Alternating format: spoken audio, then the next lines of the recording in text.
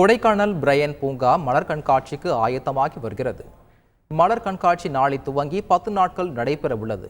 Brian பூங்காவில் வெளி மாநிலங்களில் இருந்து கொண்டு வரப்பட்ட நடவு செய்யப்பட்ட செடிகளில் மலர்கள் பூத்து குலுங்குகின்றன. சேவல், மயில், 360 டிகிரி செல்ஃபி பாயிண்ட், வண்ணத்து பூச்சி, வீடு, பொம்மைகள், நெருப்பு கோழி, வான்கோழி ஆகிய உருவங்கள் மலர்களால் வடிவமைக்கப்பட்டுள்ளன. நாய் கண்காட்சி, மீன் பிடிக்கும் போட்டி, கயிறு இழுக்கும் போட்டி, சைக்கிள் பந்தயம், விளையாட்டுகள் மற்றும் பரதநாட்டியம், இன்னிசை கச்சேரி, மேஜிக் ஷோ உள்ளிட்ட பல்வேறு கலை நிகழ்ச்சிகள் சுற்றுலா பயணிகளை கவரும் வகையில் நடைபெற உள்ளன. மேலும் இந்த வருடம் மாலை நேரத்தில் லேசர் ஷோ நடத்தப்பட உள்ளது குறிப்பிடத்தக்கது. மேலும் மாற்றுத்திறனாளி மற்றும் மாற்றுத்திறனாளியுடன் வருபவர்களுக்கு நுழைவு கட்டணம் ரத்து செய்யப்பட உள்ளது.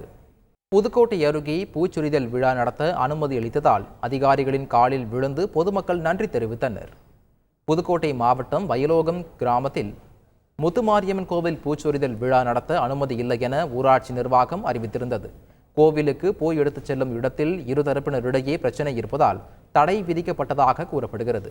இந்நிலையில் நிலையப்பட்டி கிராமத்தைச் சேர்ந்த 100க்கும் மேற்பட்ட பொதுமக்கள் பூச்சொரிதல் விழாவை நடத்த கோரி போராட்டத்தில் ஈடுபட்டனர். தகவல் அறிந்து விரைந்த வருவாய்த்துறையினர் மக்களிடம் பேச்சுவார்த்தை நடத்தி பூச்சொரிதல் விழாவுக்கு அனுமதி அளித்தனர்.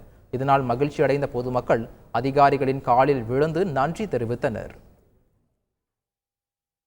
காவல்துறை, வருவாய்த்துறையும் நம்ம பழையபடி பாரம்பரியமா 100 ஆண்டு காலம் அம்பாரத்தில் வச்சு எடுத்த மாதிரியே இந்த வருஷமும் உத்தரவு கொடுத்துட்டாங்க.